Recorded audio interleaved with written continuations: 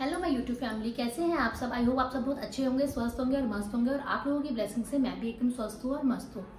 तो दोस्तों, सबसे पहले मैं आपको धन्यवाद देना चाहती हूँ। आप लोगों का सभी का बहुत बहुत शुक्रिया कि आपने मेरी पिछली कहानी वाली वीडियोस को इतना प्यार दिया और ऐसा ही आप प्यार बनाए रखिए अपना, ताकि मेरे को मोटिवेशन मिलता रहे और मैं आपके लिए बहुत अच्छी अच्छी मॉरल वाली स्टोरीज लाती रहूँ। तो दोस्तों, आज की जो कहानी है ना, वो बहुत इंटरेस्टिंग होने वाली है। तो आज की कहानी है एक टिड्डे और एक चींटी की। तो हाँ जी, अभी तक हम चल रहे थे, कहानी सुना रहे थे एक माँ के ऊपर या बेटी के ऊपर, लेकिन आज थोड़ी डिफरेंट कहानी में लेके आई हूँ जिसको बड़े और बच्चे सभी सुन सकते हैं।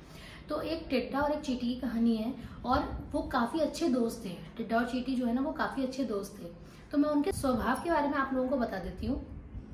टिड्डा जो था ना, वो बहुत आलसी था और जो चींटी थी ना, वो बिल्कुल उसके उल्टी थी, वो बहुत ज्यादा मेहनती थी। तो चलिए देर नहीं करते हैं, कहानी को लेकर चलते हैं आगे। एक स्थान पर चींटियों का बसेरा था। गर्मी के मौसम था, इसलिए सभी चींटियां मिलकर अपने लिए खास खाना जमा करने के लिए सभी मिलकर काम करना शुरू कर देती हैं। तभी एक जोर का झोंका आता है और भोजन वाले भंडार, जिसमें चींटियां अपने लिए भोजन जमा कर रही थी, के साथ ही साथ उन चींटियों को भी दूर एक नदी से उड़ा ले जाता है। तो एकदम से वो हवा के झोंका आता है, वो चींटियां अपना खाना इकट्ठा कर रही थी। गर्मियां थी तो गर्मियों में वो खाना इकट्ठा कर लेती है चींटियां बरसातों के लिए।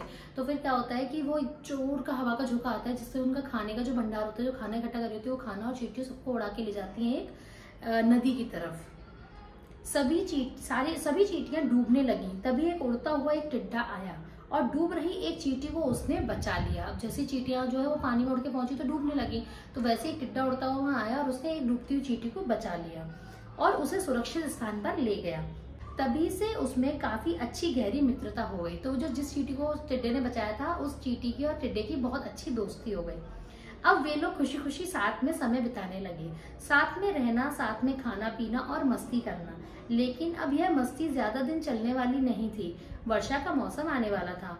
तो वह टिड्डे के पास गया और उसने कहा कि टिड्डे भाई, अब मस्ती छोड़ दो। देखो, वर्षा का मौसम आ रहा है। हमारे पास ना तो वर्षा से बचने के लिए घर है और ना ही भोजन का इंतजाम। तो क्यों ना हम इससे पहले की सारी चीजों की व्यवस्था कर लें, जिससे हमें बाद में आराम होगा। तो चींटी ने टिड्डे के पास आके बोला कि टिड्डे भाई, हमने बहुत मस्ती कर ली, बहुत साथ में मस्ती के दिन बिता लिए। अब एक काम करते हैं कि बारिश का मौसम आने वाला है, हमारे पास ना तो घर है ना खाना है, तो पहले हम अपने लिए घर या खाना अपना बना लेते हैं, पहले इन चीजों का इंतजाम कर लेते हैं, फिर हम मस्ती करेंगे। टिड्डे तो आखिर आलसी थे, तो उसने कहा कि अभी वर्षा के आने में अभी 1 महीना है, अरे आराम करो, मस्ती करो, बाद में ये सब काम कर लेंगे। चींटी समझ गई कि इससे बात करने का कोई फायदा नहीं है, अब हमें ही कुछ करना चाहिए।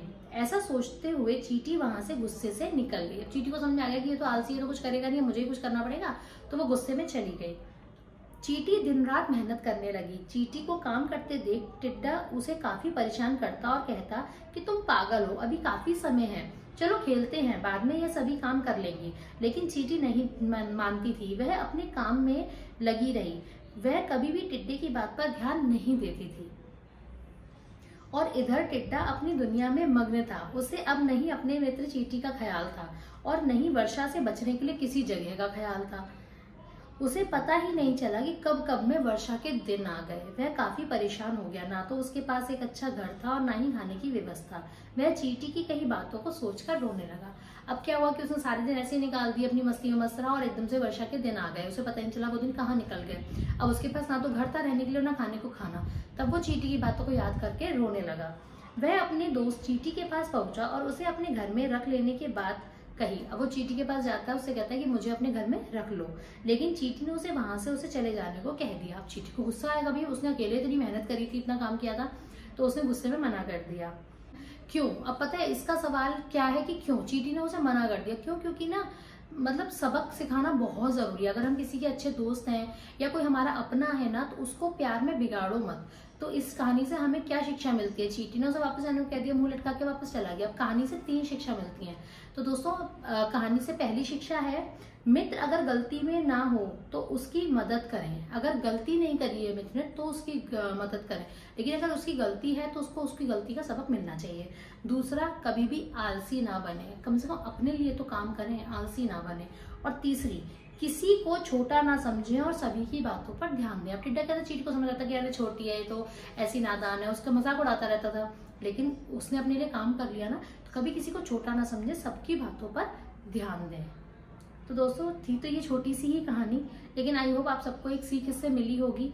और अपने बच्चों के साथ इस वीडियो को जरूर देखिएगा, बच्चों को भी सुनाइएगा कहानी। अगर आप लोग बड़े हैं, आप सुन रहे हैं, बच्चे सुन रहे हैं तो अच्छी बात है, अपने बच्चों को सुनाइएगा रात को सोते समय या कभी भी। तो आई होप आपको ये कहानी बहुत अच्छी लगी होगी। अगर कहानी अच्छी लगी तो प्लीज वीडियो को लाइक जरूर कर दीजिएगा, और अगर आप चैनल पे मेरे नए हैं तो चैनल को सब्सक्राइब कर लीजिएगा, बेल आइकन को प्रेस कर लीजिएगा ताकि आपको नोटिफिकेशन मिलता रहे।